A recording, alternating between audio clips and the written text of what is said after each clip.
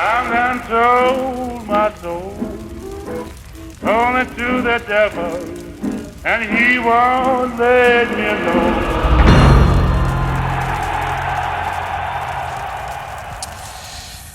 If podcasting was a sport and Manchester United coverage had a league, Djævlepagten would probably be a group of friends playing Sunday League compared to this episode's guest, who would bear the resemblance to a professional athlete representing a top-tier club.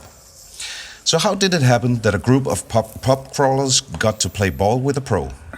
Well, to stay in the analogy, the beautiful thing about football is that outside of the league system, you have the cups, the realm in which any small team, as ourselves, can actually reach the big stage and play with the stars. But it takes luck, tenacity, and a dash of delusion, and that's exactly what we had. We dreamed big, and through a spectacular cup run on the internet, we managed to get our guests' attention through borderline stalking methods consisting of multiple DM slide-ins and some public Twitter shouts. And like a true sportsman, he responded and accepted our invitation to play ball. But who is this elite player I speak of then? Well, from afar, he strikes me as something of an artist man. Not only does he have impeccable style and is known to wear a flawless three-piece suit on match days at Wembley, but he also seems to embody a sharp, creative, and yet level-headed mind.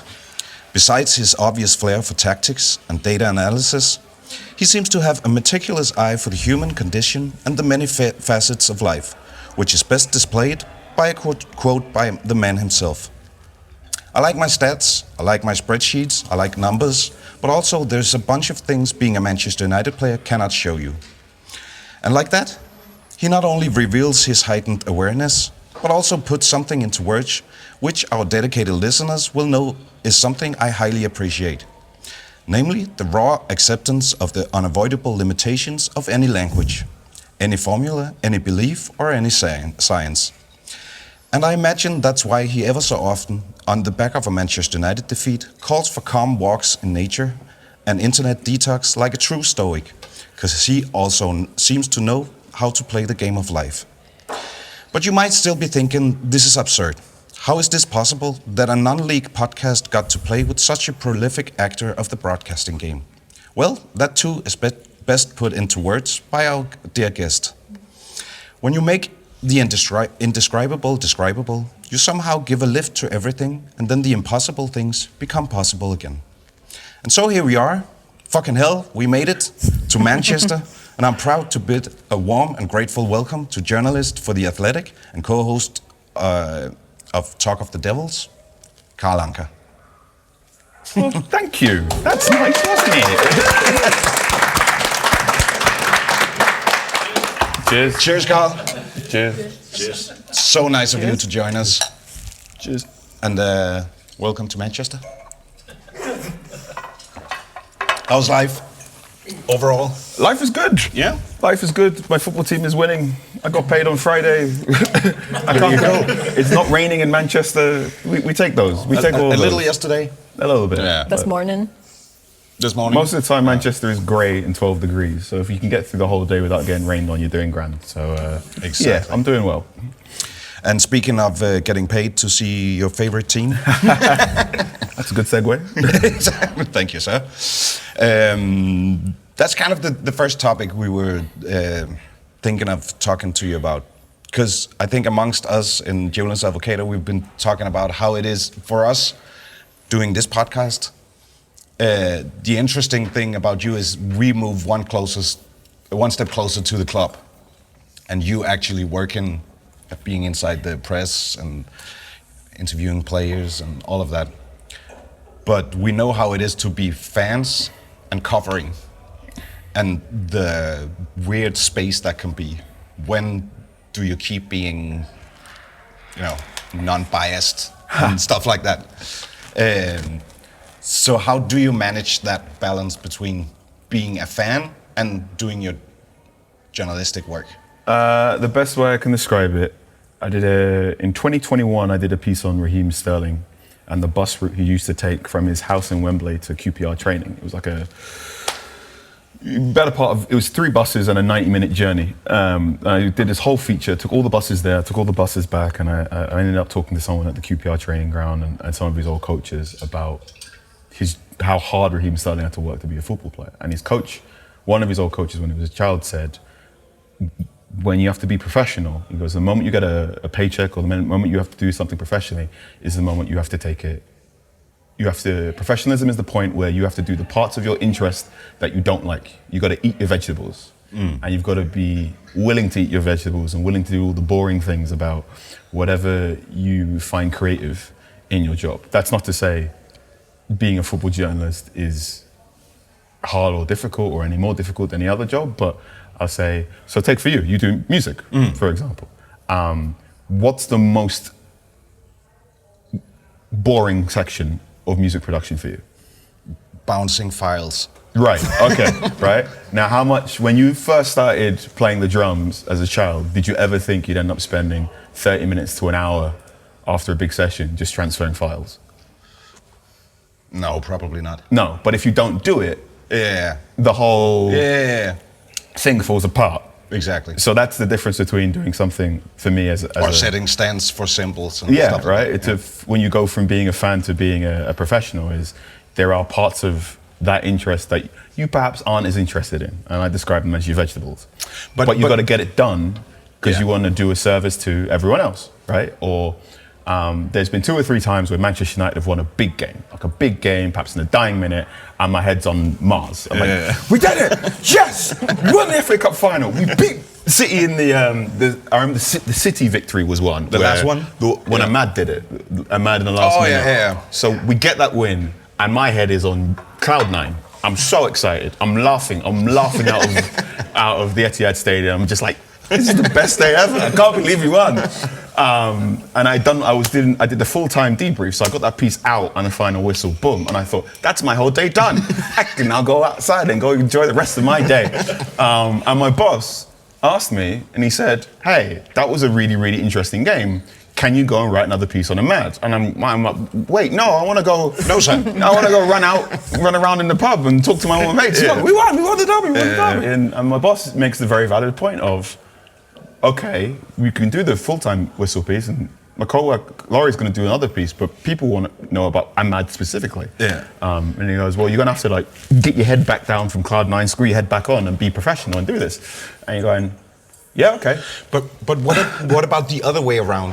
When it's something when we just lost 6-1 to City, and you have to do something where you have to kind of put your emotions away to look clear on what happened or what. This one I always find interesting in that I think sometimes it's important to have emotions. Yeah. In your writing. Agreed. In that if particularly if it is a big defeat to a rival, which happens sometimes for Man United, I think you should have some of your emotions in there. I think a 4-0 loss to, say, Liverpool, the write-up will always be different compared to a 4-0 loss to Brighton. The Brighton one is like right, sort your act out, this is really, really bad. Whereas the historical value of a defeat to Liverpool is something different. And I think there is value in having some emotions in there. I know one question you get asked a lot is, how do you stay objective when you're writing stuff? And my response to that is always, well, I don't try to be.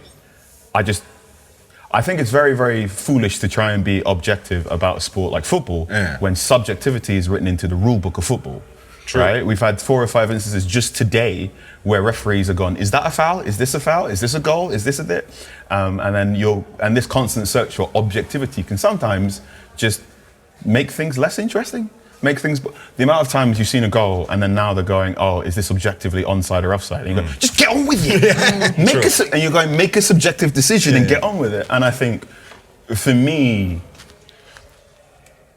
I know there's a version of me where I could probably be a little bit more reserved. I can be a little bit more objective, but also it wouldn't be me. I don't think I'd be as good a writer. I wouldn't think I'd have the same connection with people when I talk and I write. So what I prefer to do, and what I hopefully try and do all the time, is I'm just very, very I try to be very honest about my subjective leanings. And that's a great thing, I think. But isn't there a common perception that journalists have to be objective. Yes. Which is flawed in my opinion. I can just see that as a journalist. If you look into the history of journalism, and particularly what I describe Western journalism primarily put forward by American writers and English writers, and with stretching back more than 100 years, it was always to try and go for objectivity, and always it would be news first. And the big rule they always say to you as a journalist is, you should not become the story. You don't want to create a situation where the biggest thing that's happened in the press conference is what you did instead of what the manager said. Yeah. And there's absolutely those rules, and I do try to maintain those rules as much as possible. In that, if the game finished 1-0, you have to make sure everyone knew the game finished 1-0, and you have to make sure everyone knew who the goal scorer was and how the goal happened. And those are objective facts that you cannot deny. But I also think there is increasingly now an appetite for subjective viewpoints, and if you do it in a factual manner, a structured manner, in an intelligent manner. So, subjectively speaking, I really like that goal Benjamin Sesko scored against Everton, because I like counterattacks. Right? I know possession-based football is this and this and this and this, but for me, Manchester United play quick, and when they play quick, it's that great moment where the ball's going really, really quick, and you're going, oh, hang on. That bit, right? So that's subjectively really nice, not objectively. And one thing I liked subjectively about Sesko's goal is that he scored with a one-touch finish. Strikers that can finish without having to take an extra touch excite me more. And that's so I asked Benjamin about this, and then he gave me an answer about how he did it and how it can look easy and that. Now, objectively speaking, I probably should have just walked up to him and gone, "Good goal, wasn't it?" Or should have gone, great journalism, or like describe the goal. But I think there's got to be a balance. I also think, again, to go back to the history of journalism, history of American journalism, English journalism, journalism within the English language, I should say, and about this strive for objectivity. A lot of it, there's merit to it, but a lot of it, unfortunately, created really bad results in reporting. So for years and years and years, you could argue if it's even possible. Because every human being will always. I think there is far more merit in being very upfront and honest about your own subjective biases. Exactly. And also to make it clear to the audience that if you have one that you don't know you have, the audience can point out to you. So I'd say in about 2021, I just got a tap on the shoulder from a couple of United States soccer fans. And they went, "Carl, we think you're overly harsh on football players from the United States." Oh. They're like, "We think you're really harsh on McKennie. We think you're really harsh on Pulisic. We think..." Kind of implying that because you're English, you... No. They raised the point that they believe that the way I talked about football players from the United States and the way I talked about the United States men's national team, I was overly dismissive of them and overly dismissive of their talents. They are kind of shit, aren't they? You have said that. I am not going to say that. I think that's a mean thing to say. But I went, am I? And I sort of stopped and looked at it. I went, oh yeah, maybe I have been overly harsh on McKennie. Maybe I have been overly harsh on Pulisic. Maybe I've been harsh on those players. And that was a subjective bias I wasn't aware of, and then I've worked to sort of try and remove that from myself. Or indeed, I did a season covering Southampton before I started covering Manchester United. And one thing you notice when you cover a non-top 6 club is, mate, small clubs do not get refereeing decisions in the same way big ones do. No. Absolutely not. So one thing I've been asked quite a lot is, we get quite a lot on Talk of Devils, in the email inbox, people go, why do you never tell off the referees for making a bad decision? Yeah. And for me, it's like, well, I've watched Southampton not get penalties for very obvious things that should have been penalties, so I'm not really going to complain about it. Like, I support Manchester United. I've seen so many times, and there's so many moments where I'm watching Man United play at Old Trafford, and I've watched the foul, or I've watched the incident, and I'm looking at it going, that's probably a foul, but there's no way that referee's going to give that in Old Trafford. And that's a whole that's a subjective thing that's occurred. But that's, I guess, a whole different kind of subjective view from you, because you have the knowledge from somewhere else. So your subjectivity is out of... But my thing is, I will try and be objective in the things that I have to be objective about. Yeah. And then I'll try and be honest about my subjective viewpoint on many, many other things. And also, I mean, what we're seeing increasingly now about football and football reportage is not just what happened on a football field now. It's also how football interacts with all the other interesting things of life. Like, I mean, look at all of you. You've all come here from Denmark to come watch Manchester United play tomorrow, and there are very interesting subjective questions we can ask about that, and how you might feel and how your viewpoint on Manchester United, the football team, the players, the Ineos group, and people in it might be viewed differently compared to us. Like Man United are interesting in they work on a local level, a national level, and an international level. And there are stories that will affect one level and stories that can affect three in like very, very different ways. So a good example of that would be the new stadium, right? So We covered that as well. how will the new stadium look like is a very different question to people who live next to Old Trafford compared to people who support Manchester United but are international based. If you are a Manchester United fan who wakes up at 3 a.m. in India to watch your team, what the stadium looks like perhaps might not, your answer to that will be very, very different to someone else. Or indeed, should Manchester United knock down Old Trafford and build a new stadium, that your answer to that might be different, have a different viewpoint. What's your viewpoint? My viewpoint on the new stadium is, unfortunately, because so much time has passed since the last major renovation, it will probably cost around 800 million to get the current Old Trafford to look on the same level as some of the other great stadiums in England. And Less than 2 billion. Well, I'd say it'd cost like 800 million or maybe close to $1 billion to get it done, to which, if you are a interested party, you're going, well, if I'm already spending 1 billion, I may as well spend 1.5 billion to make sure the thing is truly future-proof for the next 50 years rather than the next 12. So I have no idea if this stadium's going to, this work was meant to be getting done soon, right? I will be very, very surprised if this stadium is finished before 2032. Yeah.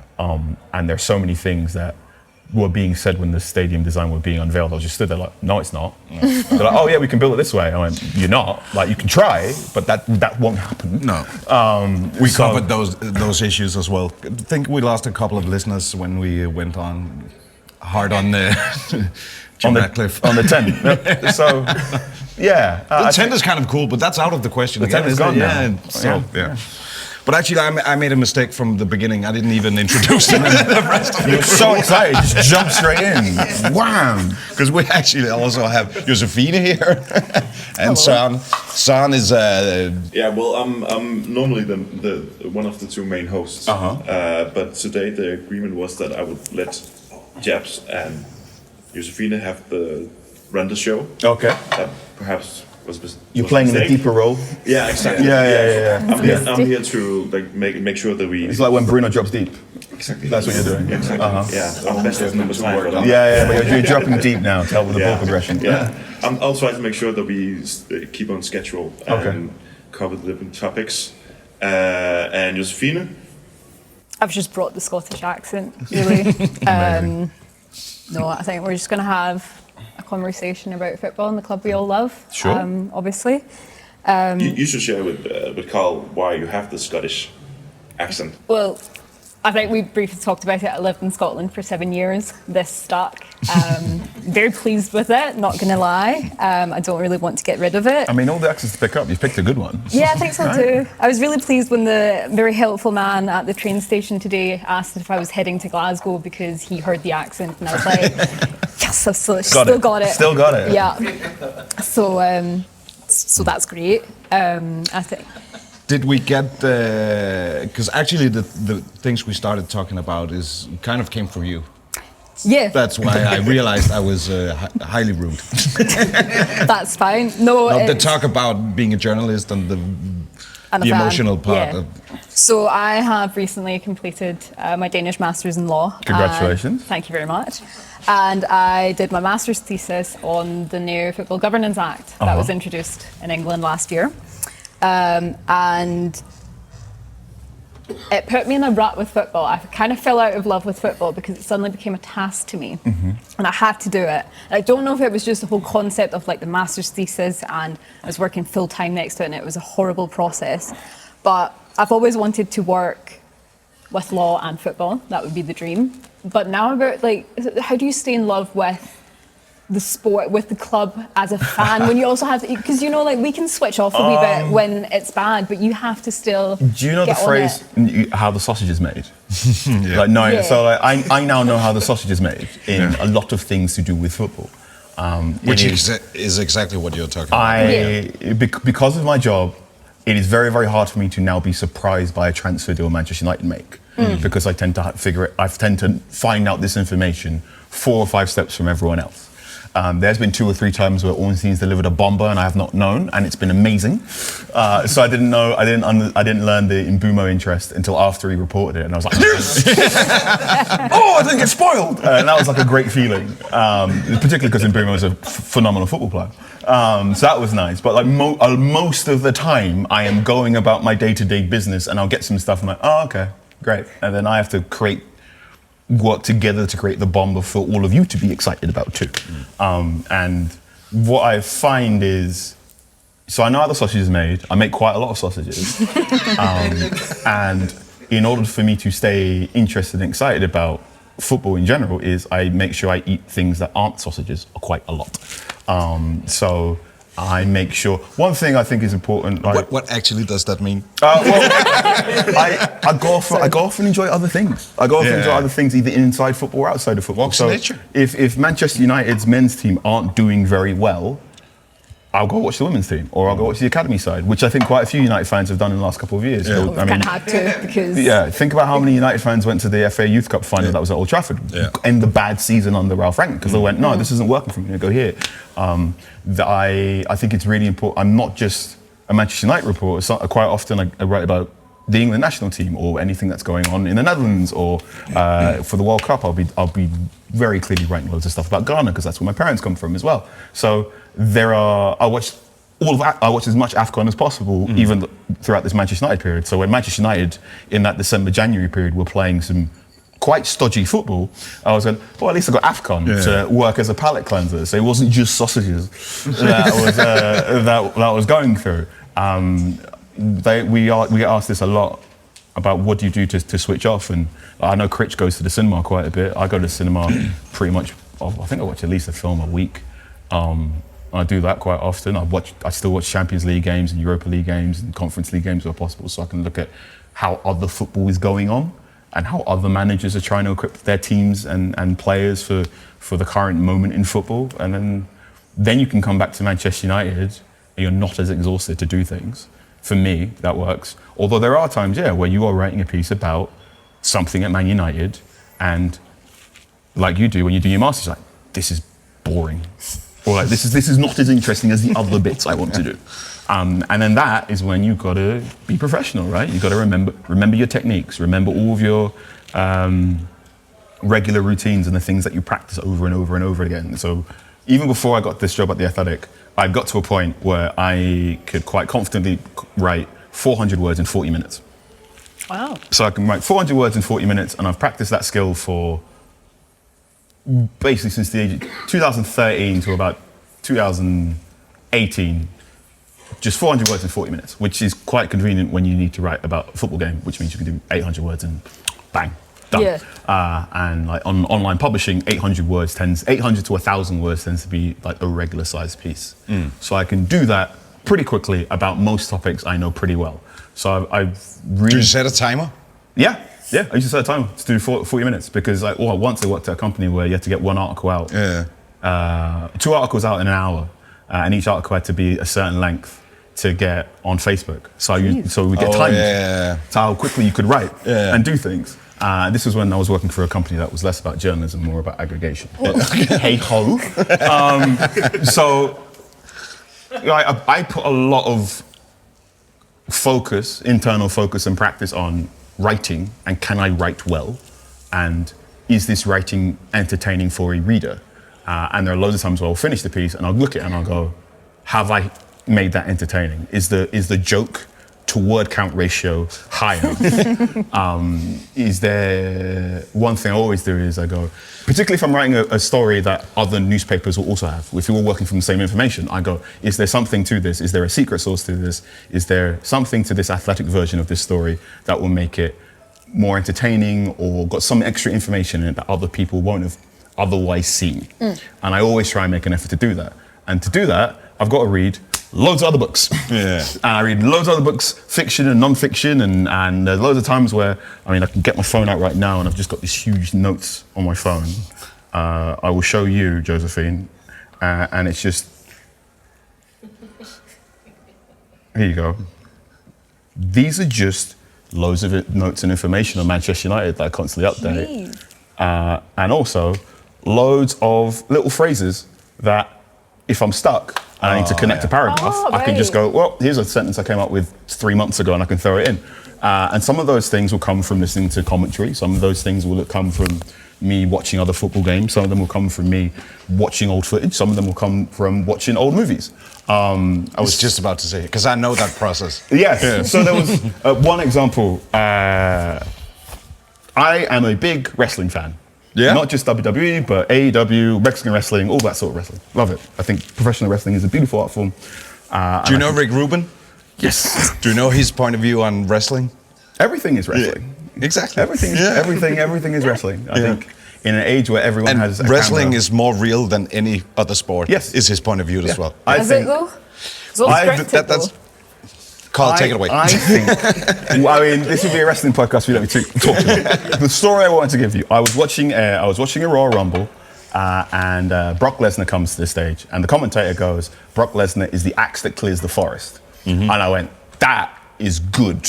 That is memorable commentary." And I went, "I'm writing that down, and there's going to be a situation where I'm going to use that to describe a defender." And then 3 or 4 months later, we were in the middle of Ten Hag's second season, and Casemiro is not playing well. And I went, Casemiro is no longer the axe that clears the forest, but a very blunt tool. And it's on the website. Yeah. It's there. And like, the top comment was like, "Wow, that's a really good phrase." I went, I stole it. So you gotta, I think. No, but that's the thing, that what you're describing there is the essence of, what is it called, inspiration. Yeah. Because you take something from where it was over in a different scenario and it gets a whole new meaning. Absolutely. And that's the beauty of it. So, an artist, man, I called you. I think so you're prepared for the bad days, and then that way, and you focus on other stuff as well, and that way you don't have to always keep your attention on the bad periods. And also, have to in some and it's also aspects of your job, it's also, as I get older, I've got a great understanding of the fact that bad periods don't last. Yeah, it's also very wise. I have now done enough bad seasons for Manchester United to know that a good thing can happen. Have you ever covered Manchester United in a good season? I've covered some winning seasons. I've covered. You have? I've covered some winning seasons. I've been covering Man United full time since 2021. So the first season I covered, Manchester United reached the Europa League final. Like that? Okay. Yeah. But not a Premier League winning. No. I mean, if I did, you'd find me very drunk during the bus parade. That's the dream, though.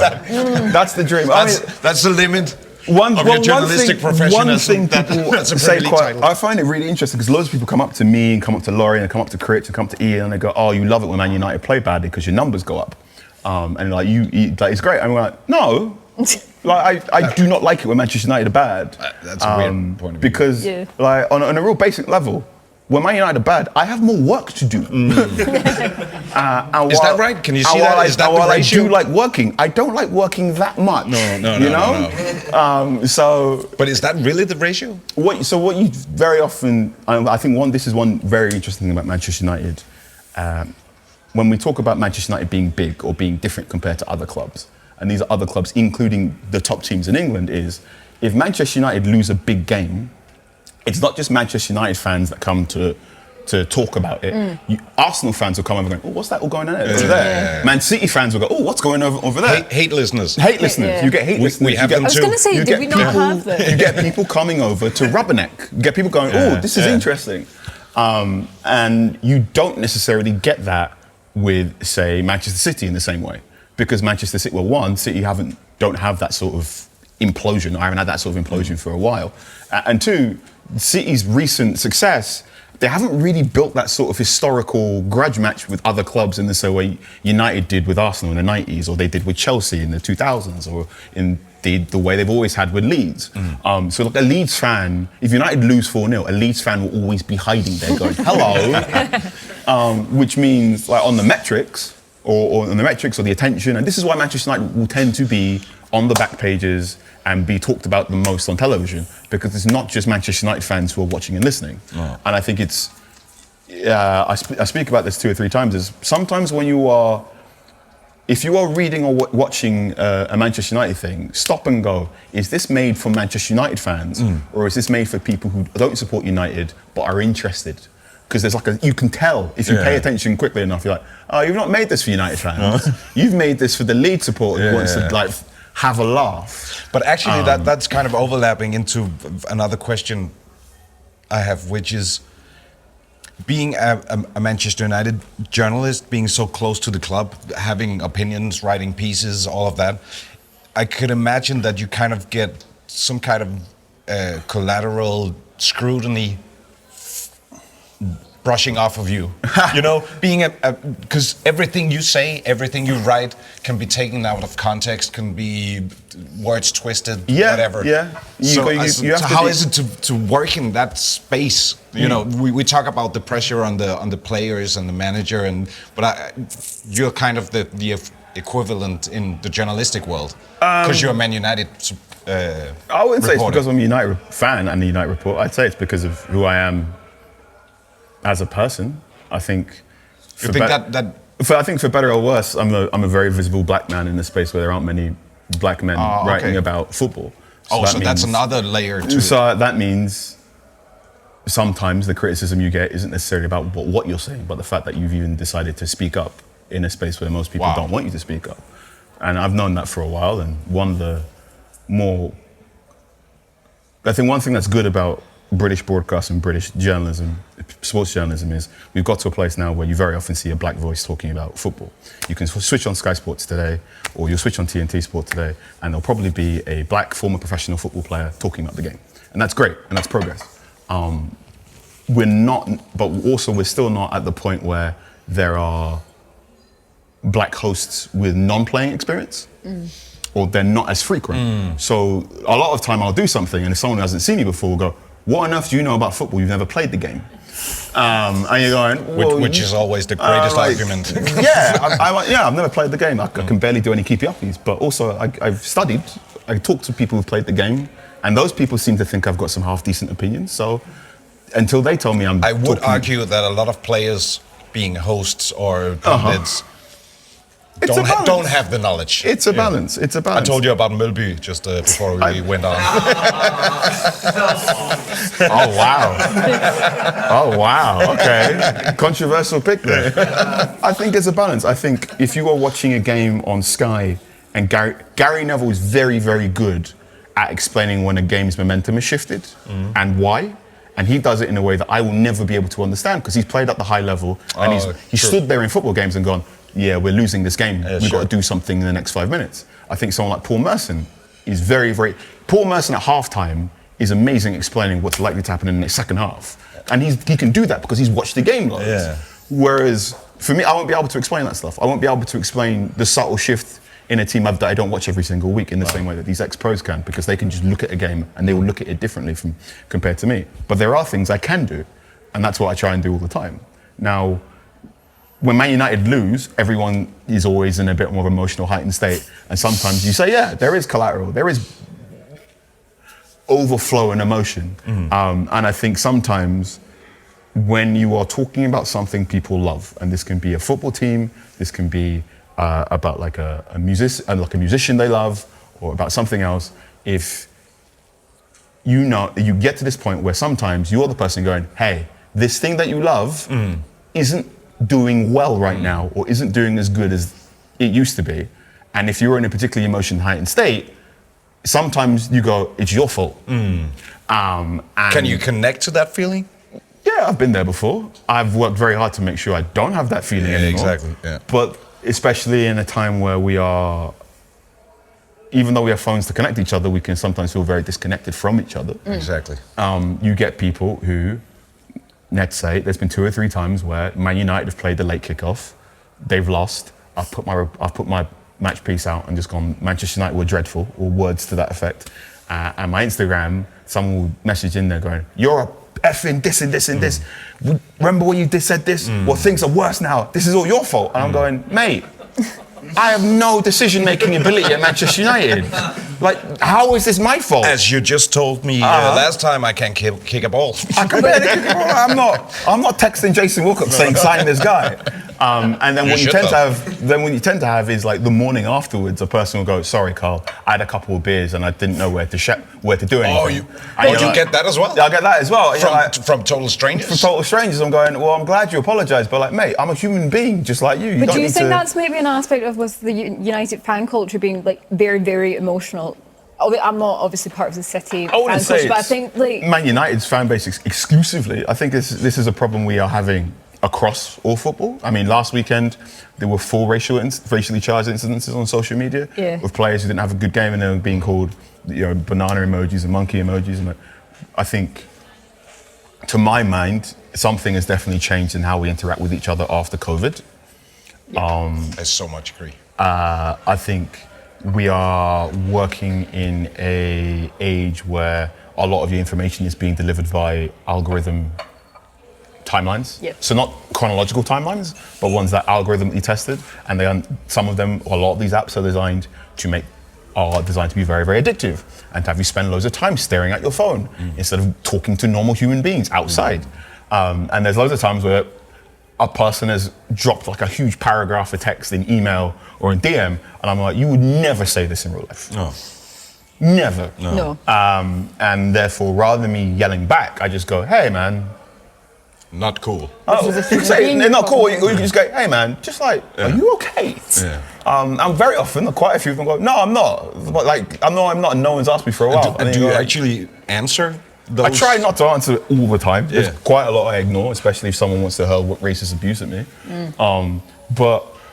And also now I'm getting a bit... How frequent is that? Racial abuse? Yeah. I mean, to be honest with you, one of the reasons why I say go for a walk after a defeat is because it started where I noticed when United have a big defeat, I tended to get called something. So I went, well, putting this phone off and going for a walk instead.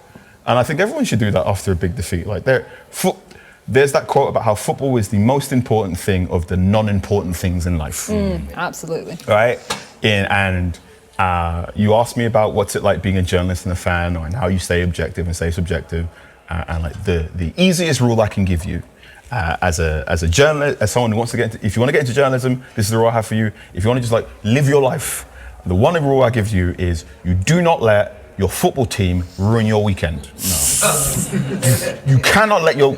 All right, I don't know how many weekends I've got left for the rest of my life, but now I cannot let Man United playing badly ruin my weekend. If only because if they do ruin my weekend, I'll be too annoyed to write. To do my job. That's a different thing. Yeah. So like one of the things is I will... Or being with people. Yeah, or just right? maintaining... If I'm in the pub and someone wants to bring up Man United, a lot of time I don't want to talk about Man United. Let's talk about something else. Let's talk about something good, or something else that we know is this and this and this, right? And is that a thing when you go outside a door that you... How often do people come up to you and recognize you and know and want to talk football? Oh, I had some pints with my friend Tom yesterday. In the Northern Quarter, and a very nice man just walked up to me and just went, "Love the podcast," shook my hand and walked off. And I went, that was nice. Yeah, that's that cool. was nice. Yeah. That was nice. But there are sometimes where you're sat sort of doing something and someone just walks up to you and goes, "What's going on with Brian and Bruno?" Tell me your name first, like, chill. So there's all that, but I will say, like football is meant to be a nice bonus to everything. And I think what has been difficult in the last couple of years, particularly, I think there's been a spike and like a change in behaviour post-COVID. Is a lot of people use football as a distraction from the really, really important stuff, and sometimes the important stuff that isn't going well. And I know I'm gonna assume that we've all had lives with good days and bad days, and there's probably a football game or a football player out there who, like, the day after a bad thing happened, that football player did something and you're like, oh, this is the first time I felt normal for a bit. So for me, last year, the game against Leon happened after someone in my family passed away. Okay. The second leg. So if you go back to Talk of Devils, I wasn't there for the second leg podcast, because we had a death in the family. And when we went 4-2 down, 3-2 down even, I walked off. I couldn't pay attention. I was like, my head's gone. There he is. He did the exact same thing. Right, so I walked off for a little bit, only for my girlfriend to call me back in the room when it looked like a penalty. I was like, oh, okay. And Mainu's goal in particular, not the winning goal, but Mainu's goal was the first moment after death in the family where I felt normal. And I will probably explain that to him one day if we have a big chat. And I'll be very honest with it. This might also feed into why sometimes I'm just like, Mainu is the greatest man of all time. Because, right? And like one of the lowest moments I had last year, it was Mainu scoring a goal and like having that big smile of his where I felt normal. So. And that is the beautiful thing about football, because actually it's about narrative, what you make it, because it can be a relief, it can be a safe space, but it can be the, what we just talked about. You can let it be a bonus, let it uplift your weekend. The weekends where you get to be with your friends and travel across the world. Exactly. Those are great. But also, if Man United don't get the result you want on a Sunday, don't let it ruin you. Don't. One of my best mates is a guy called Jake. He's on the monkey bus. Used to be on the monkey bus quite often with the away fans around. And his rule, him and his dad, his rule was you've got between the walk from Old Trafford to when you get to the pub to complain about the game. But the moment you get into the pub, no more Man United chat after the defeat. And I think that's a really good way of going about things, right? Because once you're in the pub, enjoy being in the pub. Yeah, exactly. It's warm, it's nice, there's Guinness. And you can apply that to many things in life, I think. That's more and more how I feel about football, is I try not to let the results of my football team ruin a weekend, because I only get like a day and a half off nowadays. Gosh. And at the end of the day, it's just a game of football. At the end of the day, this is a children's game.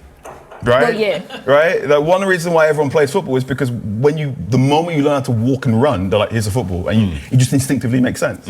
And the one I like telling my mum is men take football really, really seriously, because if they don't, they realise how much time and effort and money they spend into like a game.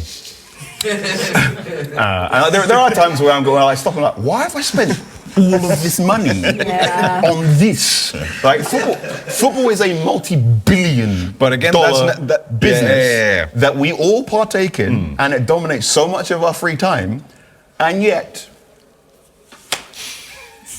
But still, that's one way. That's only one way of putting it, because as you said before, the other way to put it is that you spend all that money with great people. There you traveling, go. Yeah. Being excited, creating memories. Time and joy is not time wasted doing anything. Exactly. So I never regret going to a football game and having a nice time, even if I do have the hangover the next day. I think that's a good way to. I think I have the boring part of making sure we stay on schedule, because we also like to hear your opinion about some of the players and the managers and what affects them. Mainu's the greatest football player of all time. I think we can agree on that. Yeah. But we also want to hear your opinion about a certain Dane and Slovenian. Okay. Because there are some obvious comparisons between Rasmus Højlund and Benjamin Sesko, a young centre forward coming to Man United, being expected to be the leading striker, even though they're still a rough talent. Yeah. What differences do you see between Højlund and Sesko? So I wrote about this when United were when it became known. So what tends to happen when we do transfer stuff off the Athletic, I don't tend to break transfer stories. You tend to get Laurie and David doing that. And then what tends to happen is when they break it, they go, Carl, go disappear in the tactics trap. And I'll disappear for like 2 days watching game after game after game, and I'll take all my notes and I'll go, right, okay, here's what he's like. And when I did my piece on Sesko, I did do a paragraph on, which is basically, I've been burned on Højlund. How is Sesko going to be different? And while there are some similarities, so the fact they're both very pacey, the fact they're quite tall, the fact that they can be powerful when they run in behind defences, I think one thing that stood out immediately was how much more first-team experience Sesko had at that point in time. So Sesko had played more games for his national team, he had played more Champions League matches, he had played more matches of senior team football, he had played at Salzburg, he had played at Leipzig. So you were getting a slightly more mature player, even though the age difference was close.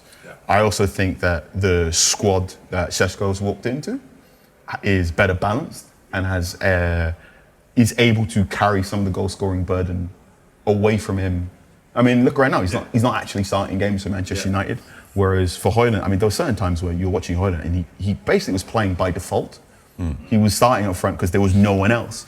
I think for me that was playing on his mind a little bit. And towards the end of Højlund's time there, I think I've tweeted all the time. I just need you to shoot. Exactly. If you're if you listen to Close Doubles, Yeah. you would know that you were very annoyed. Yeah, I just went, just shoot more. I want you to shoot 4 times a game. I don't care if it's on target, I don't care if it's off target. I just need you to shoot that thing. But do you see that from Sesko? Yeah, he's shooting all the time. And I think one thing that the interesting / annoying thing about Højlund was you look into his data, you look at his off-ball runs, you looked into like where he was getting shots off, and he was getting into good positions. He was getting into good positions, he was shooting good positions, he was just not doing it anywhere near enough. And if you're playing for Manchester United, if you're playing for one of the European super clubs, I want you to get 4 shots off. Like, just start chucking it, right? Because especially if you're in a shooting funk. While I'm bad at football, I do play football pretty much once a week. And one thing I like to shout at the end, like the final 10 minutes of a game. What position? I'm in the back now. Now. I'm very much... Move back. Yeah. You know how we talk about good Fred and bad Fred? Yeah. I'm always bad Fred. So that sort of combative like where the midfielder. default mode is chaos. Yeah, default mode is chaos. My game is all about I win the ball and I pass off to someone else, and most of the time I don't cross the halfway line. Oh, okay. Like, because I'm not here. I'm you know the. Is it like an 11 aside? No, I play 5 or 7 aside. So you talk about how you got piano carriers and piano players. Yeah. And the good team has both. I am a piano carrier. And there are multiple times when I'm playing a game, and if the striker is dropping too deep, I'll grab it. And I'll go, no. You go here. You're the nice glory hunter. I'm doing the dirty work. And this is the one whenever a striker keeps dropping deep, we go, get in there, man, get the box. What are you doing? Oh, I'm trying to help out. You help out by scoring. These So are things. your views are different from your own football to professional football. I kind of. Oh, I mean, my friend pointed out that I play football like the football players I don't like watching. And I went, what? He goes, well, Carl, you're a very combative defensive midfielder and can't really pass the ball. I was like, oh my goodness. So yeah, maybe there's that. So Well, but speaking of where we just came from with Sesko and Højlund and your wish for Højlund to shoot more, I just shortly told you about before we started about our confidence thing in this podcast. And unfortunately, the guy who's most against the principle of confidence, he's not on this trip. But we have this talk about how much does confidence actually mean in context of how good players are. Because the easy narrative about Højlund, now he's in Napoli, is that people, especially the Danish press, says, oh, look at his confidence, it went up and now he's scoring goals, which is a very, it's true.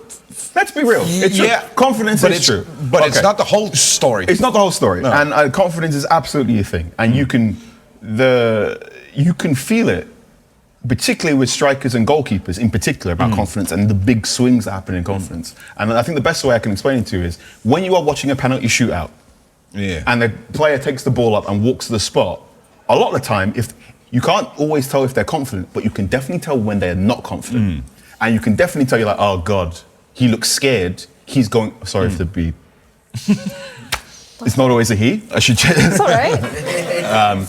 When the player picks the ball up and they're going in the centre circle and they look scared, you're like, this is over. They're going to miss this penalty. And you can tell. So like confidence is absolutely it's an ingredient in a much larger recipe in making a goal scorer. And with Højlund, particularly at United, you could see with the numbers where the confidence dried up. Exactly. And he just stopped shooting loads. There were times where you go, compare the goal, some of the time when he's like that little purple patch in the spring of 24, and it's good. He's taking fewer touches to get shots off. He knows exactly how to get when he just arrived. He knows exactly how to get into certain areas, and he's shooting early. Particularly when a lot of the time when you talk about strikers, he's shooting early. And I think you don't shoot early unless you're confident. Where you go, I can have a crack now. Whereas if you're not confident, you go, let me go make sure it's on my strongest foot. So yeah, and that's the thing. I totally agree. I think. It's a bit weird to talk on his behalf when he's not here. But I think his argument is that if you look at things from a data analytic standpoint, the data doesn't show anything about confidence. It doesn't show up in the data. The data doesn't show it, but the information can. And your friend who knows from his background will know the difference between data and information. So the data will say he's shooting less, and then you who's been watching it with your eyeballs will be able to provide the information. He is shooting less because he's less confident and he's not running. But one of the greatest, if you are looking at a striker and you're going, is this striker gonna be good for United or not? And the thing that always makes me go, ooh, you're a good striker, or like, oh, you're gonna get me 15 goals in a season, is what I call the double tap. Or like the move. The best strikers you will see, the strikers who nearly always get you 20 goals a season, is if we're playing a game of football and then you have a shot and I'm next to you, most players will just watch that shot go towards goal.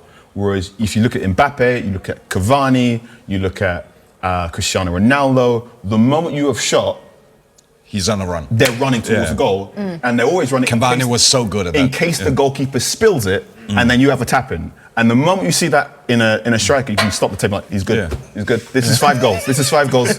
We're going in movies. This is great. So Cavani did that in the winning game against Istanbul Başakşehir in the Champions League. So behind closed doors, Cavani did it, and I clipped it up and I went, "This is important. Yeah. Cavani does this. This will be very important later for United." And then you saw in certain games throughout the season, Cavani doing that got goals. I think that's how he got one of the goals against Southampton. In the 3-2. And the thing that scared me about Mbappe was doing that at 21. Strikers don't tend to start doing that until their mid-20s. No. So that was one going, this kid's good. And it's also the thing where if you get to a certain age and you're a striker and you're in bad confidence, you hope a coach goes, just run!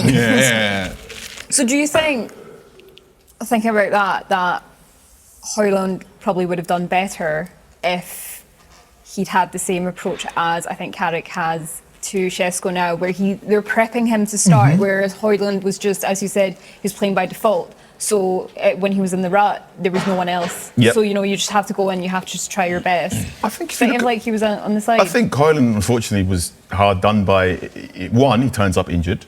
So he has that back issue. He can't start the season the same way he did. He had a big price tag and only one season of senior team football. Gasperini said he would have liked him to stay. So he was very raw. He was also coming more raw than Šeško. Far more raw than Šeško. Yeah. He was also coming into a team that was playing in a completely different manner than the previous season. The previous season was Marcus Rashford's best ever season. The striker was Wout Weghorst and sometimes Anthony Martial. And the game plan was more about that striker doing hold-up play, Rashford coming inside, cutting inside and scoring goals. Then Højlund comes in. Rashford and Garnacho and other players are being asked to play wider and deeper, so further away from the centre forward. The players who are coming inside tend to be the fullbacks, but also one of your fullbacks is broken because Luke Shaw was mostly out of it that season. So you've got Diogo Dalot sometimes on the left, sometimes on the right. So you're Højlund, you're 20, 21. You're coming into a team where everyone is injured. You're playing far too many games for your age. You're playing in the Premier League as well, which is Amarin called it the land of giants. There are very, very good fourth choice centre-backs now who are 6'3" and able to catch up with you in a way that don't exist in Serie A. And I think in Serie A, defenders more mark the space rather than mark the man. And you've seen, there are certain games where I'm watching Højlund, I'm watching McTominay, and I don't mean this disrespectfully to these players. They're picking the ball up and they're doing things, and I go, you would not get that time and space on the ball in the Premier League. It just doesn't exist in the Premier League. And that's what I meant by it's not only about confidence, it's about Højlund doing also good, because it's the system, it's the league, it's the whatever, the manager. But it feeds into it. Like, do you ever do anything in your life and then someone creates a new, like you're trying to do something and then someone goes, oh wow, here's a thing that turns that 20-minute task into a 5-minute task. And all of a sudden, oh wow, I'm so much more confident in my job because this thing has become this. And like you can feel, there are certain players I feel, there's wingers especially, you can see like a winger's eyes light up when they realize I'm only being marked by one player. Oh my God, single coverage. This is like every now and again you're watching Saka and Saka will look up and it's one defender and he goes, I'm going to kill you. Because he spends most of his game being double teamed, like 3 players on him at all times. And I think that plays a role in it. And like if you are Højlund and you were in your lowest ebb towards that Europa League final and then you pick the ball up in Italy, or you're making a run in Italy and the person threading the ball is Kevin De Bruyne rather than say Manu Ugarte, you're probably going to go like, hey, I can do this again. and it all feeds into everything. So, I mean, you tell me, is he likely to be a starting role for the national team soon? I think our national team, like half of them are all injured, but he does usually start. He started the last few games. He started in Scotland, didn't he? Yeah. So I'll probably put my money on that he starts against Northern Macedonia. Should when he? we play. I don't think we have much else, to be honest. So you're starting by default. So this is so here we go again. I mean, we have a couple, but we I have think Kasper Høgh from Bodo Glimt. we can get him in for his debut on the national team. Okay. Perhaps. He's not got much competition there, but I feel like we've seen him play well on the Danish national team. And I think he plays with confidence he has more as well. confidence. Yeah. There was. So the goal is goes on a long goal scoring drought, and he scores this goal against Leicester City, and it was very much only a goal he could have scored against Leicester City because Wout Faes is not a good Premier League centre back. No. And allowed him to take two or three. That's the one a bit from the right? Yes. Yeah. So I wrote a piece after he scored it about this is a goal Højlund's been trying to score 6 times before this season. I remember that. And he kept going. Yeah. So it's him picking the ball up in like the half space, and he runs sort of That's his type of goal. In a 10 o'clock direction, diagonally towards goal, and then he tries to shoot. And he did this against Spurs, he did this against Newcastle, and then 4 or 5 times he did in the 2-2 draw against Liverpool as well. He does this all the time. And it felt to me like if you are playing any sort of sport against an opponent, if you're doing like a combat sport, if you're doing tennis, or if you're doing something else, everyone's kind of got like an old reliable that they default to. So if I'm playing tennis, I'm gonna go, and my strongest thing at tennis is a forehand with loads of topspin. Okay. I'm gonna as much as possible. And everyone know, and like most people who've played me at tennis a lot will know, if I am flustered or if I don't know how to finish something, I'm going to go to this because I worked on it all the time. And it felt like Højlund kept going, I'm going to go for this goal because I know how to score this goal. I'm going to do this all the time. Now, the problem with this goal was, I think you could do it in Italy because he's faster than pretty much every single centre-back in Italy. But he was doing it loads of times in the Premier League, and it was just Van Dijk going, hello, mate. I'm running side by side. And you could do it in the Champions League. Yeah. And he could do it in the Champions League, and could do it in the Europa League. But in the Premier League, centre-backs were as quick as him. All there were times where the goalkeeper was going, I know what you're doing, I'm going to sprint up so you're going to so you can't do this. He gets this goal against Leicester because Wout Faes allows him to get 3 or 4 extra touches, and the goalkeeper is just like, the FIFA controller is unplugged. And he finally gets this goal, and it was one of those situations where you went, you got away with it this time, but I don't want to see you try this again. Whereas you compare that, his goal-scoring catalogue for Denmark at the time, and he was scoring a lot more one-touch finishes, which again is another thing that when you look at a striker is, you're looking at the diet going, how many of your goals are you scoring where you're only touching the ball 2 or 3 times? And that's where you feel the confidence coming in to play again, because that's the extra touch. That's the extra second. He's getting fed in different ways.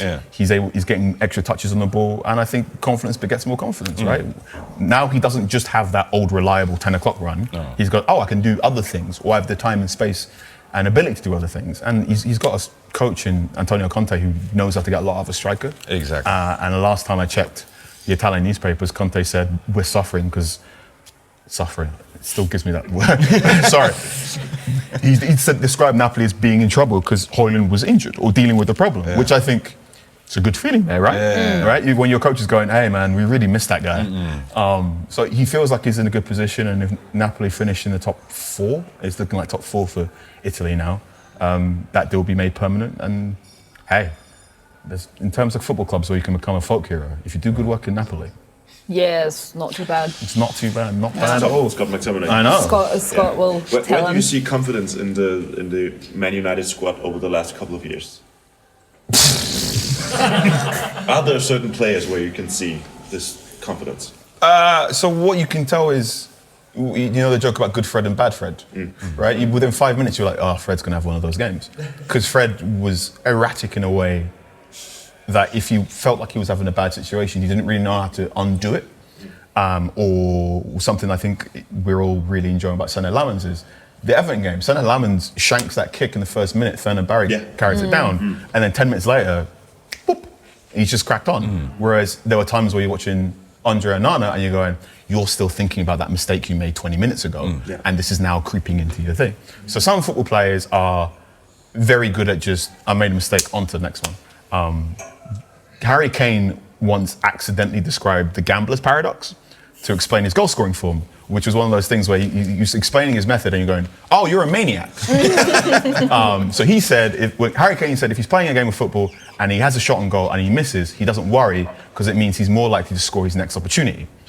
That is not how numbers work. No. That is not how numbers work. That is not how numbers work. That is not how probability works. That is referred to as the gambler's paradox, and that is very often a problem. I've heard about this. This is a problem with a lot of, apparently, it's described as a problem with a lot of problem gamblers, in that they can't walk away from the table because they go, well, I missed, but that means I'm more likely to do it next time. Because it's flawed statistics. It's not a probability statistics work at all, but the fact that Harry Kane thinks that is how you can tell Harry Kane. I've heard this about another player, I think. It's how Harry Kane can have a game and go, I'm going to shoot the ball 6 times. Or when Garnacho was at United, right?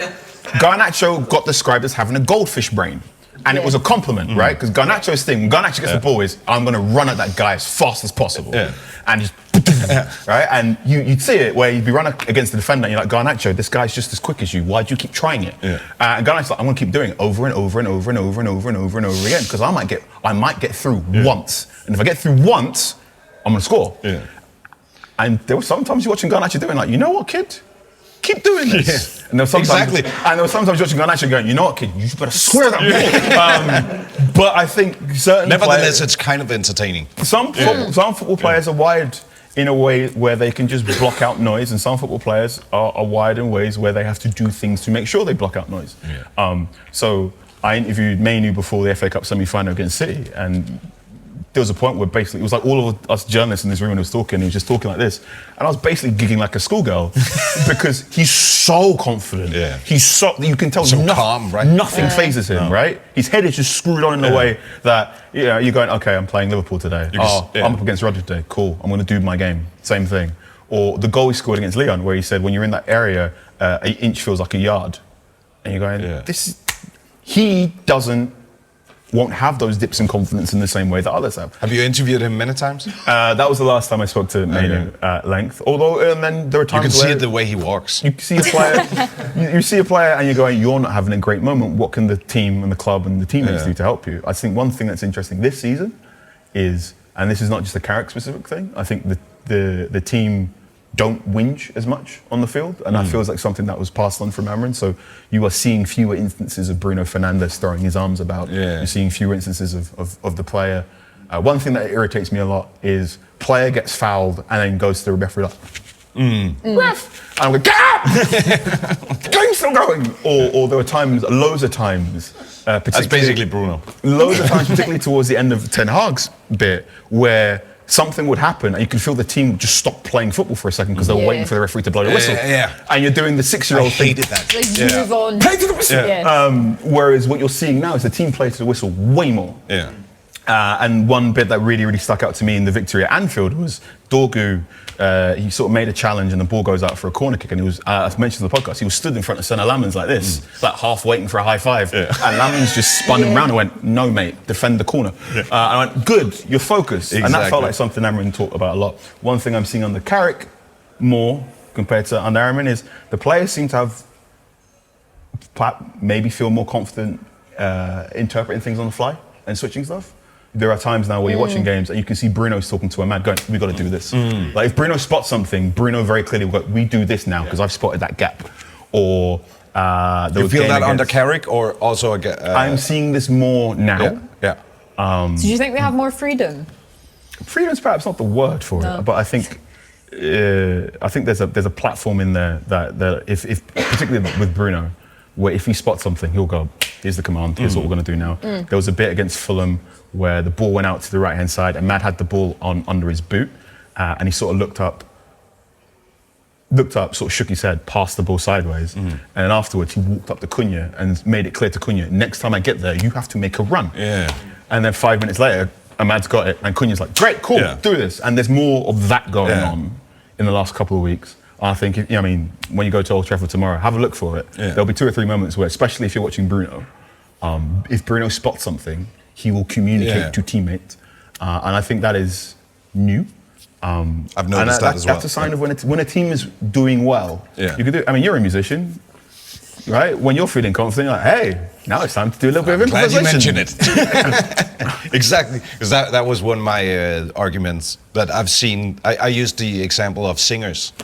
I've worked with some great singers, and I hear the same singers sing with confidence and without confidence. Whatever makes the confidence, I'm not sure of, but there's a huge difference. So yeah, I just agree. Yeah. We know Seshko spends a lot of time behind the scenes. He does a lot of breath work, activation. He journals. He's. I mean, there are times where he's scored a goal and you're waiting for him in the mix zone. And he's taking 30 minutes longer because he's doing stretches and cool down and activation. So he's very, very meticulous in his body. He, along with Sene Lamans and 2 or 3 other players, don't watch too much football, which I think is interesting. Same thing. They don't want to eat too many sausages. Basketball? Right. Seshko watches a lot of basketball. Obviously, Luka Doncic is doing great work for the Lakers. So I think they're. I'm not going to call them close friends, but I know they've spoken in the past. Yeah. Okay. I mean, when you watch Seshko leap, you're going, mate, why aren't you a basketball player? Because he's definitely good. He could be. Yeah. And like, how tall is he? He describes 6'5". Well, he describes himself as a short guy. He's a short guy in basketball, which is always funny. Not about the same size as Doncic, though. Doncic is 6'7", 6'9". He just looks so small compared to all of the other ones. It's always the fun thing whenever you get like a regular size athlete to stand next to a basketball player. You're like, there's a great photograph of Rafael Nadal stood next to Paul Gasol, and you're going, that's interesting. And like football player tall is always strange because when you're in the mix zone, one thing that always sticks out for me about football players is they're all very, very wiry because their body fat percentage is None. 10 at most. The heaviest football player at the 2018 World Cup was Harry Kane, and Harry Kane was 95 kilograms. And I was like, but I'm 95 kilograms. How is this happening? And like Harry Kane, you don't look at Harry Kane and go, no, you're a heavy boy. No. So they're all. And how tall is he? 6'1", 6'2". So he's like a similar height to me. So they're all incredibly wide because they've got very little body fat. One thing that also sticks out for quite a few of the attackers especially is their necks. They've all got like politely like the Rottweiler neck or the Pitbull neck. Because obviously I'm like, because you've been working heading for 10, 15 years of your life. So your neck muscles are just like thickening away. And like goalkeepers, it's always a thing where you like shake hands with a goalkeeper. Like your hands are huge. These are like shovels. Oh, is that a thing? Oh yeah, loads of times you're shaking hands with a goalkeeper and it's just hello, and you're going, I feel like a small child. Or very often they like shake your hand, like all your fingers are broken. You've got like a proper grip. Yeah. So those little things in mix zones, and there's sometimes in a season where a player walk past you, and and then they'll walk past you 3 months later, and you're like, you've been in the gym. Oh yeah. I think we saw that with Manu. What was it? Last season? And then Yoro. Laura's been in the gym. First time I saw Manu, when Manu played at Goodison Park, he was 5'9". And then ahead of that FA Cup final, I was eye to eye with him. And I was like, how have you grown this much? Because they're still so young as well. Yeah. Isn't Did you it? actually Still growing. ask the question? Yeah, it was like, it just happens. So yeah, he went from 5'9" to 6'1" in the space of a But that was the season. thing under Amarin as well, wasn't it? That he had to get more. I don't know. muscle. I don't know if Amarin asked for it, but he definitely, okay. he definitely looks like he's been in the gym way more. That was kind of the narrative from the outside world, wasn't it? Outside that Amarin wanted narratives to and bulk real him up. world stuff is always my job is to find the. Yeah, I know. Is to find the difference there. I mean, sometimes there are detriments to it. So if you remember the speaking of 2018 World Cup, Yeah. so Lukaku comes, good first season. Oh, yeah. And then the second season he turns up and he's just huge. Huge. And Lukaku's explained that he felt that Mourinho would have preferred him if he was bigger and able to do more hold-up play with centre-backs. So then he put on all this extra muscle weight. But then, as we saw in that season, when you put on loads of muscle weight and you start playing football, it can completely throw off your momentum because your biomechanics are all wrong. You can't change direction the way that you used to. There are loads of times where speed is different. Speed is different. It's completely different having to slow down and change direction. Oh, yeah. So this is why I think a lot of the time in that season where we're going, Lukaku can't control a ball because I'm having to relearn how to change direction really quickly. And then, of course, it found out he had that digestive problem, so he couldn't actually lose the weight quickly enough as well. So, That's all the small, interesting things Yeah, that we don't know. Patrice ever went to Juventus and they did a medical test, and Juventus went, "You're allergic to eggs." And Everett was very much like, I eat an omelette at Carrington every morning. What do you mean I'm allergic to eggs? But so sometimes you don't know until someone checks you out and gives you like a full MOT. There's a great story of it's about 2012 where the Chelsea bus, they're all sort of after an away game and they're playing cards and Florian Malouda is laughing, big mouth open, and Carlo Ancelotti just sort of holds his mouth open and goes, "You need to get your wisdom teeth taken out." I think I've heard about that. Yeah. And then Malouda gets his wisdom teeth taken out, and then all of a sudden he just stops getting all the muscle injuries. Yeah. They connect. Oh yeah. A very, because it could be an if you've got a inflammatory gaping wound in your mouth, like if you've got bad dental care, can very often be an indicator of muscle injuries or future muscle injuries. Exactly. So I've just had mine removed. So what you're telling me now is I'm never going to be injured again. Basically, you're going to win the Ballon d'Or. Excellent. Excellent. That's what I wanted to hear. That's the statistics talking. Yeah. Well, the time is flying, and we know you have appointment. That's fine. I mean, if you buy me another Guinness, you can have another half hour. I've got it. Well, Yes. You're going to get a beer? There you go. Any other questions? We would also like to hear your views on some of the managers and also how to build relationships with the managers, because with all these press conferences, you see the managers sometimes once a week. How is it to build a relationship with the managers you have tried? So Solskjaer and Ten Hag and Amorim. Yep. So I've had Solskjaer, Rangnick, Ten Hag, Ruud van Nistelrooy, Darren Fletcher, Michael Carrick. Now, one thing that people always ask me is, why do you always call them by their surname? So if you watch the press conference, I go, Mr. Ten Hag, Mr. Amorim, Mr. Carrick, and they're like, why do you do that? That's really weird. It's really cringe. And I'm like, one, I'm not trying to not be cringe. Sometimes to do anything, sometimes to be professional is to be cringe. Yeah, exactly. And two, when you're starting out, particularly, they don't know your name. They don't know who you are. So if I'm just the person who calls you Mr. Carrick, that's a good way of him going, oh, okay, it's that guy. And then obviously you want to, for me, when I go into these press conferences, I go, what's the interesting story right now? What's the interesting story for me? What do I think is an interesting story for the fan base, and how do I get that? So for me, historically, that's been talking about tactics. I don't always ask about tactics, but I think in most of those press conference rooms, most of the time my question is right near the end, because I'm in the embargo section, unless it's a post-match, and then it's... And is that on purpose? Is that your choice? Or no, I mean, some of it is like seniority, some of it is just like... Okay. I mean, can you explain what that means, the embargo section? Okay, right, the embargo section. So I talked to Michael Carrick on Friday. So Friday lunchtime was his press conference. He did his first section that started at 1 o'clock, and then the quotes from that became released at 1:30. But also, we kept talking in a second section that is embargoed until Saturday night, 10:30. Okay. So those quotes don't go out until Saturday night, 10:30. And the idea of the embargo goes back to the newspaper industry, which was, well, you can't put everything out all in one go, because then we won't have anything for our newspapers on Saturday and Sunday. So the embargo section traditionally exists for the Sunday newspapers. So all the things that Carrick said, they'll be released at 10:30 tonight, but a lot of that will become what is in your back pages of the newspapers on Sunday. There is no real... So is that still the reason? That is still the reason. Okay. Now, there's no real embargo culture in American sports publishing. It's very much... If a coach or a player says something, you can say it. And it's very more a British thing, which can cause sometimes friction in that, particularly international tournaments. So, for example, Euro 2024, Denmark's first game was a 1-1 draw with Belgium. No. You draw 1-1. Wait, 2024? 2024. No, that was Slovenia. Yeah. Eriksson scores. Yeah. Eriksson's in your mix zone. A bunch of Danish journalists are talking to Eriksson, and then I asked him, I mean, it must be great to be playing at Euros again and scoring. And he goes, yeah, it's better than my last Euro game. I went, well, okay. Right? I can see why. You made that joke. I have not made that joke. I'm going to ask permission to laugh at that joke. Yeah. And he says that, and we've all got our phones there, and we're all typing up. And then we, as journalists, especially if there's an English journalist, is very often they go, when do you want to release these quotes? Do you want to release them right now, or do you want to hold them back and embargo them for a certain section?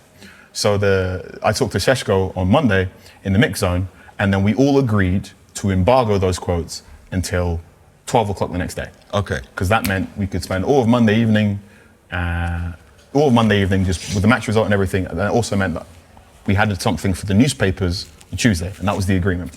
Now, loads of countries go, stop, don't have an embargo, it's the internet, just like release it awkwardly. Release it as soon as possible. So there have been times where you have gone to an international tournament in the mix zone. It's my new best friend. There have been times where you're in the mix zone and it's a player like, let's say Holland scores a goal against North Macedonia, and then someone in that press conference will go, I'm going to tweet it out right now. And the British person like, no, we're saving it for the embargo. Yeah.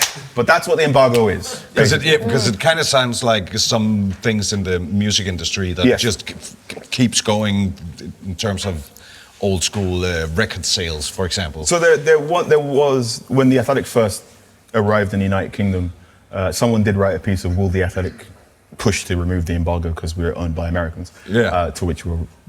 Yeah, I was thinking we have that, not. Yeah. We are very much respectful of the newspaper industry, and long may it continue. So I am in the embargo section. I tend to be one of the last people, which means there tends to be quite a few times where I am sat in the room and going, I was going to ask that, I was going to ask that, I was going to ask that. But for me, I talked to the manager by their surname because I want him to at least recognize my voice or recognize who I am. I think if you can build a consistent rapport or tone of voice, then again, even if they don't know your name, they go, oh wait, it's that guy. He's the guy who asked me questions about X. And I think now most people who follow my work will know, if you watch a press conference, someone's asked a tactics question, that's probably Carl. Which is useful for not just me and the manager, but also useful for everyone who's listening to those things there. I think I regard the press conferences particularly as almost like a game of poker. Yeah. So I can imagine. Every manager has a particular style. Every manager has their own sort of...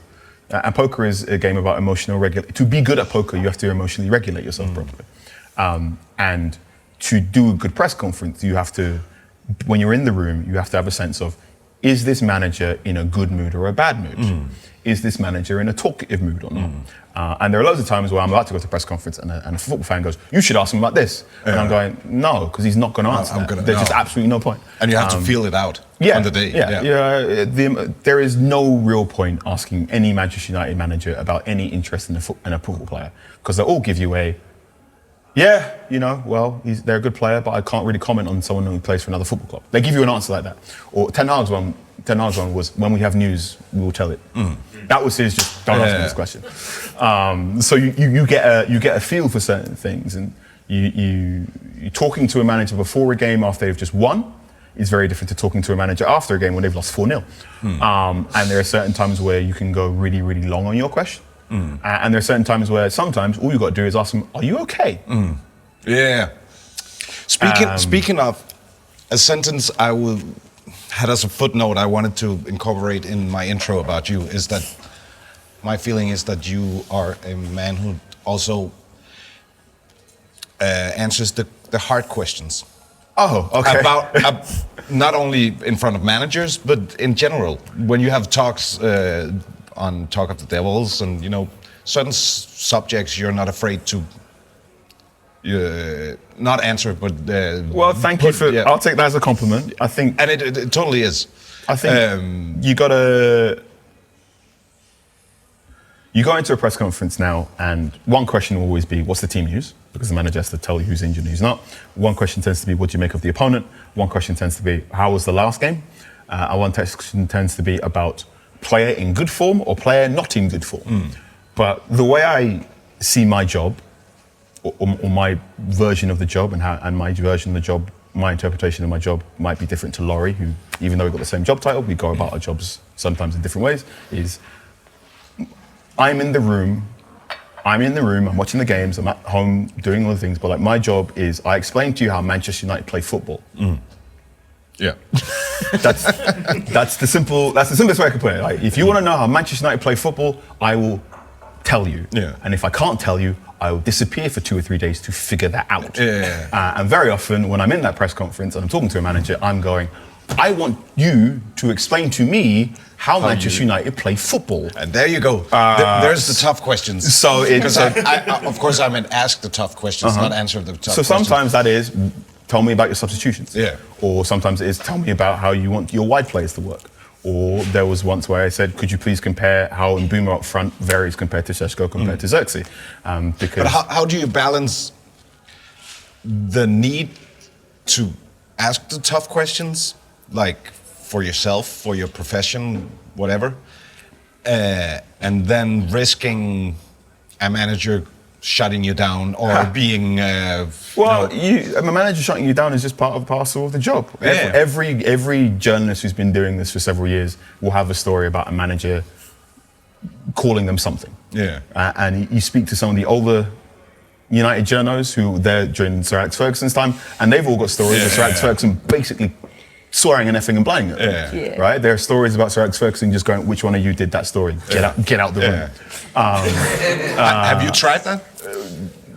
Get sent out of the room by a manager? Yeah. No. And again, I'm not sure Not on people TV, do but- that nowadays anyway. No, I think, has it maybe changed a bit since I think Alex it was could days? change a bit, and it's changed a bit in the age of social media. It's changed a bit in the fact that, I mean, Carrick's first section of the press conference was on Sky Sports News within 5 minutes. Yeah. Right, the whole video. So you're also aware of, it's not just a room where everyone's on their phones and it'll take 4 or 5 minutes for that information to get out, but it's also that information will go quickly.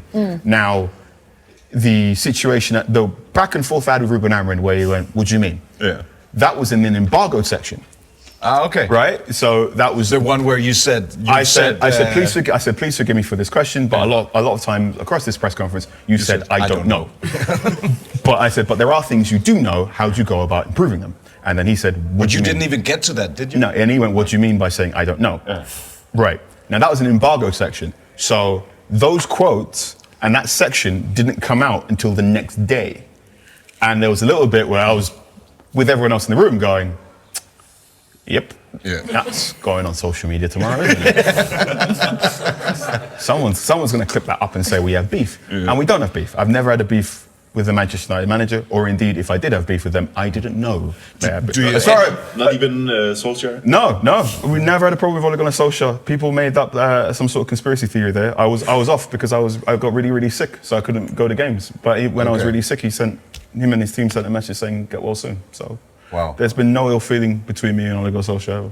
Another testament to strange ways of the internet. This is there are times where I don't turn up on an episode of Talk of Devils and they're going, he's been like censored. I'm like, no, I'm on holiday, mate. Yeah. I'm a human being, I'm doing other things.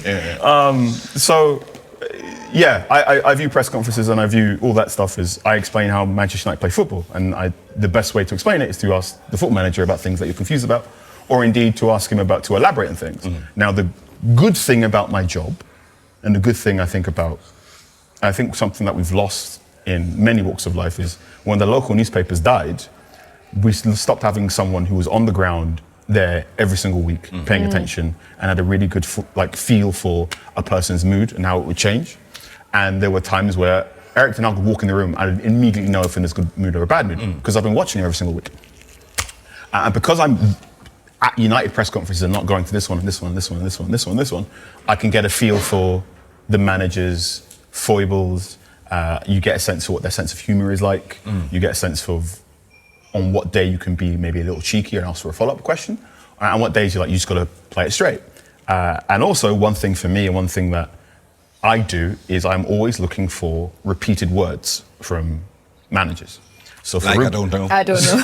so for Ruben Amorim, it was suffering. Ruben Amorim used suffering all the time. And Ian pointed out that might be to do with translation. I was going to say, do you think maybe sometimes having a manager whose first language isn't English as well causes more issues than it perhaps should, because they're maybe a bit misunderstood? Yes, I think there are times where you have to give a manager extra grace, because they're working in the second, third, fourth language. Very often with Erik ten Hag, I type out what he said, and then we'll go, right, okay, I'm going to clean this up, and go, I'm going to get rid of the ums and the ers and the and like Erik ten Hag had a very circular way of speaking. They're very particular in it would go on and on and on and on and on. And I went, no, the important thing you said was in the middle. So I just take the middle bit and go boom, instead of the full quote. Now, Ten Hag Ole Gunnar Solskjaer was funny. Very, very funny. And if you give you sometimes like proper funny, genuine hilarious, like you would laugh. He say stuff like, he didn't quite show that in the. Solskjaer was hilarious. There were times where like, how do you see the game going? He go, with my eyes. Like he was that sort of. If you asked a question that you thought was kind of silly, you just go, that was silly, wasn't it? And it was very, very funny. And obviously because he had the playing history, he can bring up old stories at Manchester United, and he could be playful when he needed to be, but also he could be very, when it was time to be like, mate, that was silly, wasn't it? When it's silly, and you're like, yeah, it was silly actually. You got it with him. Where Erik ten Hag, very, very stripped back, like no humour to him. When he made a joke, you're going, you made a joke? Wow. And that was in the good runs. Yeah. And then when they lost, you were going, okay, he's going to be, you could be able to time it, right? Ten Hag's press conference after defeat was 7 minutes long, at most, because he just wanted to get out there. We have Svende up there, which we call the Ten Hag lover. He's never quite been the same since he was fired. So, And then you get, so like with Ten Hag, we called him Terminator for his roboticness. Yeah. Or you go in a press conference and in that 23-24 season, like he's brought up the Arsenal game again. Yeah. Right? Which was a window into him. And also when they use something over and over again, you go, right, this is how you view what you're doing. Yeah. And I think that's interesting. Yeah. Which is always interesting. Yeah. And I think there was a point where I was watching and trying to explain how Man United were playing football in that season, and people were going, yeah, but why does he do it? Why does he do this? Why does he do this? Why does he do this? I just got to a point where he said something in the room and I went, you think this is the best way to win football matches? That's not an insult, in that once you go, he's doing this because he thinks this is the best way to win a football game, then everything else in your analysis, and I think, falls back into place. Because you can debate whether or not it's the correct thing to do, but you can't question he's doing it because that's how he thinks you win a game. Yeah. So that sort of donut midfield football, he very clearly got to a point where he went, well, these guys can't really press. These guys are better at the end of the box. We've got a better attack than most teams. Let's just do bing, bang, boom football and hopefully survive for now. And how do you look at that? Because I think one of the things, I'm not that good or into football statistics. I always have the view that I read it, I hear about it, I listen to you, I listen to other people I make this podcast with. But at the end, I always have, if you guys were a small podcast from Denmark, if we have a lot of people who can say this and this is wrong, and Ten Hag, for example, can't see that, there's just something for me that doesn't make sense. Do you know what I mean? I think the way I see it with stats is there is no reason why Manchester United football club have access to. They have access to the same stats I do. Exactly. Right. There is no way I'm doing anything in Y-Scout or with our data team that's creating stuff that Manchester United can't see. So then the question is, they can see it, and one is the person who has these stats and data, are they able to talk to a relevant decision maker? And sometimes that's not always the case. Sometimes that person who's looking at the data going, lads, I'm not sure we should be spending that much money on this football player. Sometimes that person isn't in the same room as the person signing off on the deal, or sometimes that person doesn't necessarily feel emboldened or confident enough to say to that person, lads, have you seen how many touches Anthony takes with his right foot? So sometimes you get that. And then sometimes the person can present that information to the relevant decision maker, and then the relevant decision maker goes, it's fine, we'll do it. In the same way with any company, right? We've all had jobs where you are working at a certain level in your company and you're going, boss, this doesn't work. Like this tool you've given me, this computer program you've given me, this working method you've given me, it doesn't work, it's really stressful, get rid of it. And the boss is going, hey, this is how we do it now. But do you think that that's the case with, for example, Ten Hag? Because he was known to be very meticulous in every detail. Ten Hag was stubborn. Yeah, okay. Right? I think Ten Hag was and is a stubborn man. And let's be real, that stubbornness has brought him great success as a football manager. And even though it ended very, very badly, as he told everyone, 2 trophies. Right? He delivered 2 trophies, and he delivered one of the best FA Cup finals in recent Manchester United history for him. Okay? Now, that stubbornness has delivered some success, and also to Ten Hag's credit, he was able in certain matches to go, okay, I got this one wrong, lads. What do we do?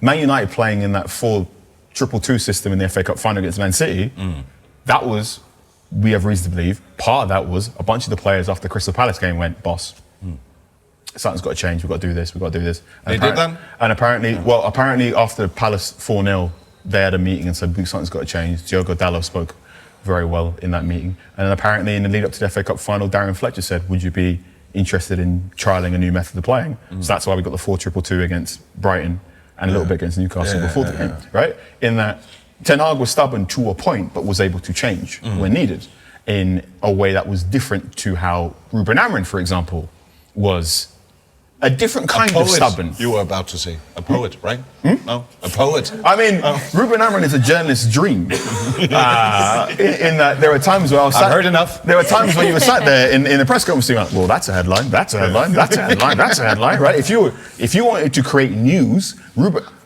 So it was I think it was the post that we are perhaps maybe being the worst Manchester United team in history. Yeah. Right. Yeah. So that question. So he was asked by Anton Tolui of Sky about the team's form, and he goes, and then he says, I think maybe we are being the worst Manchester United team in history. And he goes, so there you go, there's a headline for you. As a journalist, you're going, well, thank you very much. Thank you. As a Manchester United fan, you're going, what are you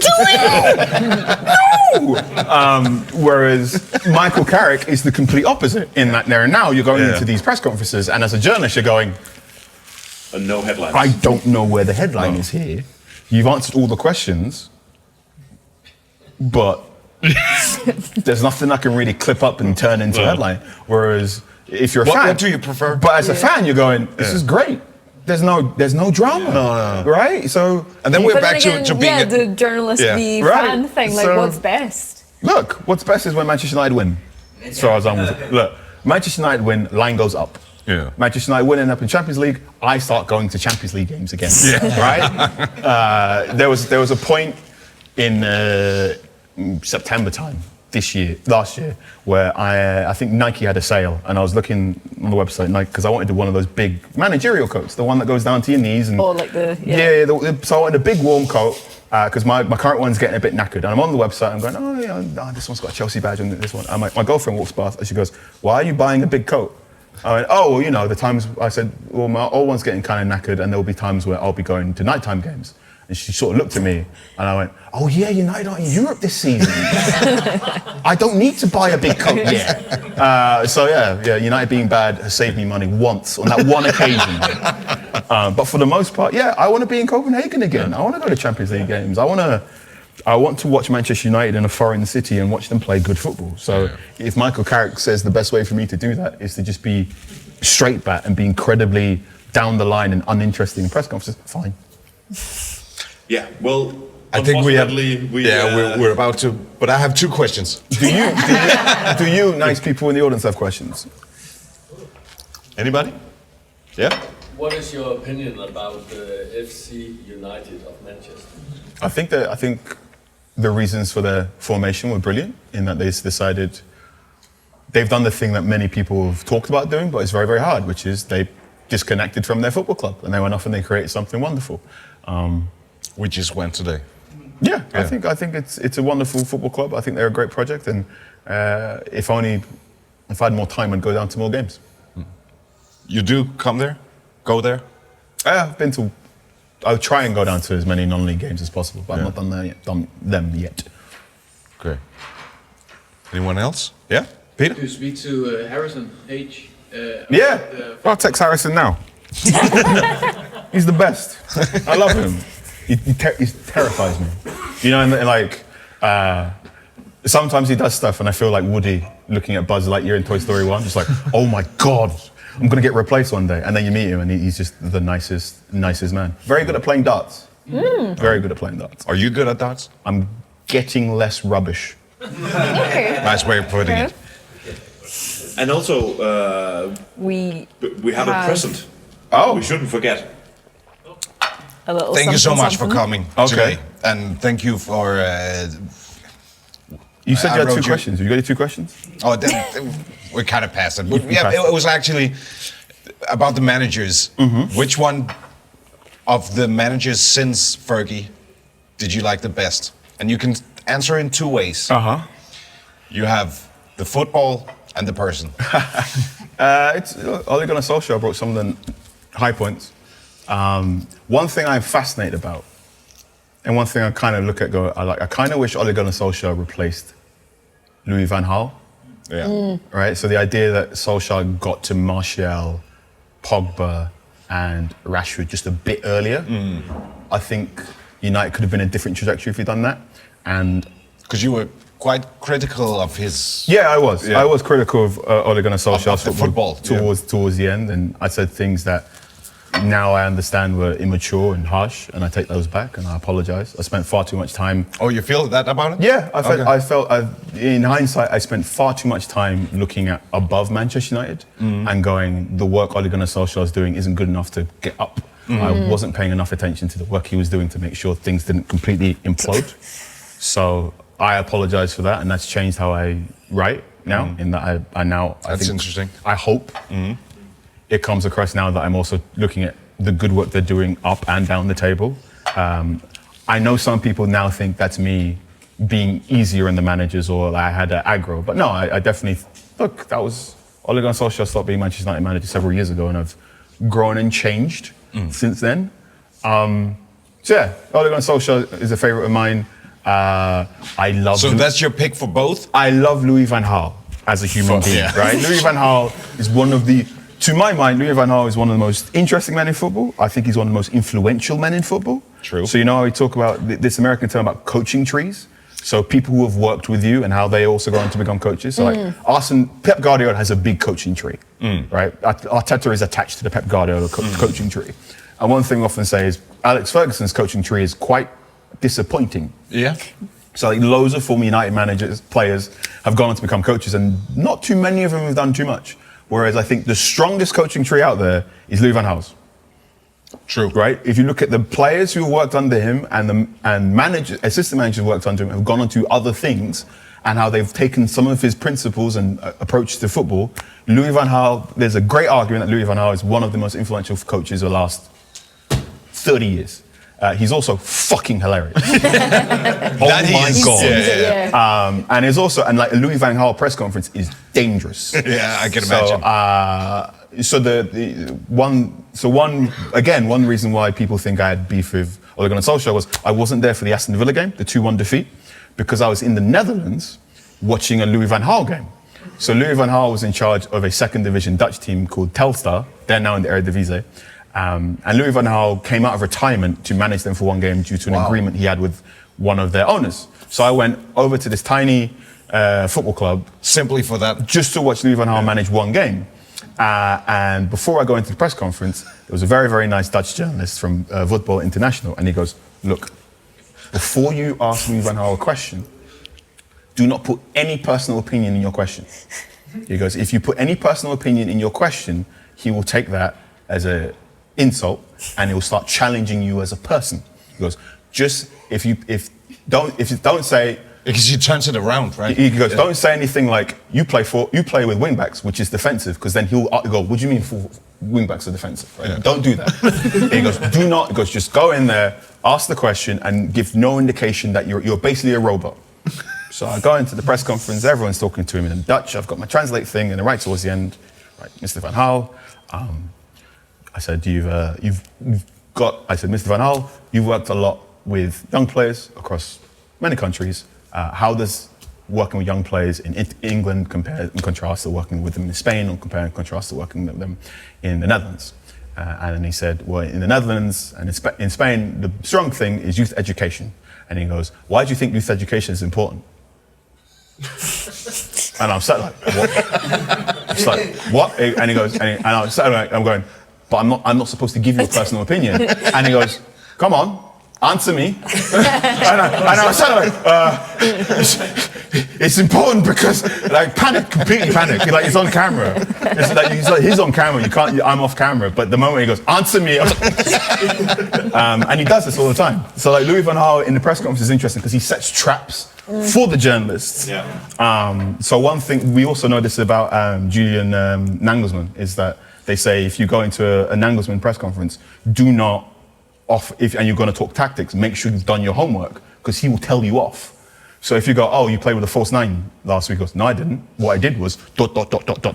And it's described as being Nagelsmann. So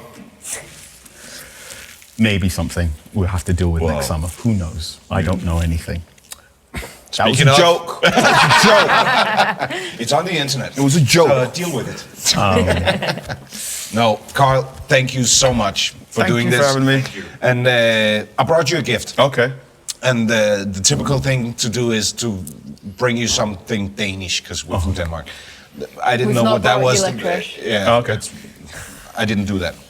But here's something part United, part Danish, which is a pair of I love this game sunglasses. Amazing. Because Evra, he has a Danish girlfriend. He does. And one of my wife's best friends sell these. Oh, wow. A gift you didn't have to pay for.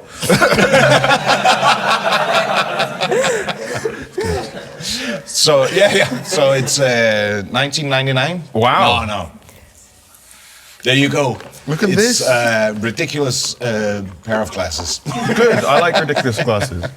Thank you for giving me sunglasses when I live in Manchester. Which always... Look at the color. Look at the color. It's tiny. Oh, they're red.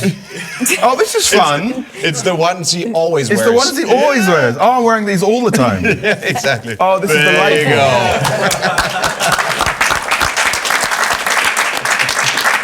Oh, I love this game. Thank you. Thank you very much. Right, I'm You're going so to ask welcome. a gift from you. Is that I need to get on camera for producer Ollie.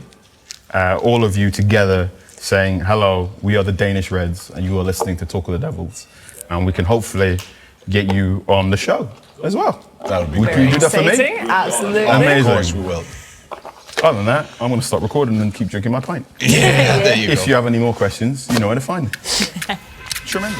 I'm done told my soul only to the devil, and he won't let me alone.